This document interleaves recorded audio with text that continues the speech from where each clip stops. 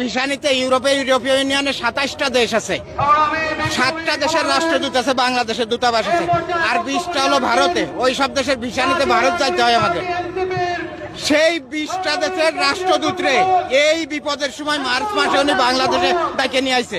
আর বাংলাদেশে ছিল 7 জন, 27 জন রাষ্ট্রদূতরে এক জায়গা করে ঢাকায় বসে মিটিং করে উনি বলে দিয়েছে আমরা ইন্ডিয়ায় যাবো না আর ভিসা নিতে, আপনাদের বাংলাদেশ থেকেই দিতে হবে।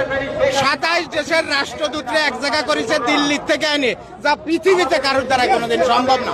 সেই কাজটা উনি করে দেখাইছে। জাতিসংঘের মহাসচিব এসে 4 দিন ঘুরে বেড়ায়, নামাজ পড়ে, রোজা রাখে, শুনিছেন কোথায়? এগুলো পারিছে কেউ? রাজনীতি করে, এগুলো হলো ভীমরতিটি ধরিছে। ভীমরতিটা কি শুনবেন? ওই যে দেখেন নাই মিডিয়ায়, উবাইদুল কাদেররে ঘুম পাড়াইতো নায়িকা ঋতু, শেখ সেলিমের ঘুম পাড়াইতো নায়িকা নিপুণ। এগেরও ভীমরতিটি ধরিছে। তাড়াতাড়ি মন্ত্রী হওয়া দরকার, এমপি হওয়া দরকার, ওই পুলিশে গাড়িতে ফিলা করবে, ফিলা করলে মাগি মানুষ সবাই জুটে যাবে সামনে, সব নায়িকারা এসে আশেপাশে করবে। এই ভীমরতিটি ধরেছে, এই জন্য তাড়াতাড়ি ক্ষমতায় যার জন্য পাগল হয়ে গেছে। বুঝছেন? এই হলো মূল কথা, এর অন্য কিছু না। এর ভীমরতিটি ধরেছে, তাড়াতাড়ি ইলেকশন দাও, তাড়াতাড়ি ক্ষমতায় যাবো, তাড়াতাড়ি সব নায়িকা এসে কাছে ঘেসবে। এই হলো এর চিন্তা ভাবনা। আর লুটপাট করে খাবো, এই ছাড়া আর কিচ্ছু না। কিসের ইলেকশন? 53 বছরের দেশে ইলেকশন হয়েছে অন্তত 30 বার। কি হয়েছে ভাই?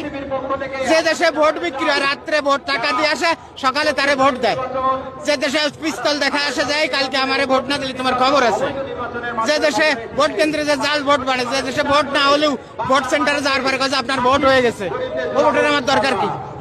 ভোটের মূল উপলক্ষ ভোট কেন্দ্র, সেখানে পাহাড়ে যায় আনসার আর পুলিশ।